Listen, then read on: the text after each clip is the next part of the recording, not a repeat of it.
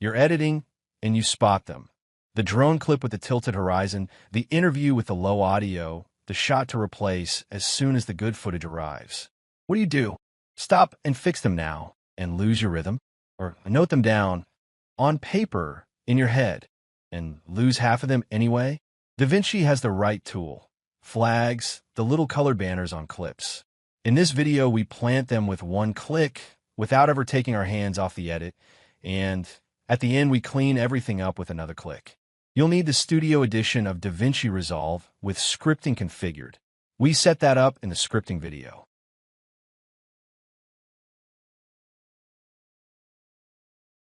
The action is called DaVinci Flag. The yellow note is the usual one.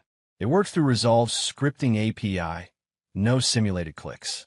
2 operations. Add puts a flag on the clip under the playhead. Clear removes them. The colors are the same 16 as the markers from video 53, plus one special entry, all, which only exists for removal. And here's the distinction that matters. A marker sits on a point in time. A flag doesn't. It belongs to the source clip, the one in the media pool. Flag one instance, and it lights up on every copy of that clip in every timeline. The marker says, look here. The flag says, look at this clip, wherever it is.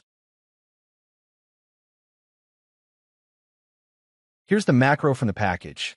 Red flag on clip. The playhead sits over the offending clip. You don't even need to select it. The action takes the clip onto the playhead. Run, and the red banner is there.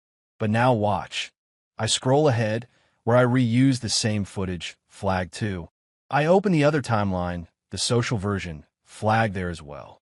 One click, and that clip is marked everywhere. Bound to a hotkey or your Stream Deck, it's the perfect gesture. You see the problem, click, and keep editing without stopping.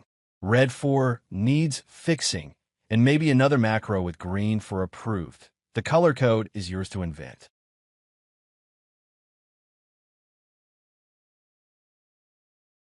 And at the end of the day, the reckoning in the media pool. Flags live on the source clip. So this is where you find them all. The marked clips show their banner, and you can line them up and go through them one by one. The to-do list wrote itself while you were editing. No notes. No, where was that clip? You fix, replace, correct, and when a clip is done, it's cleanup time.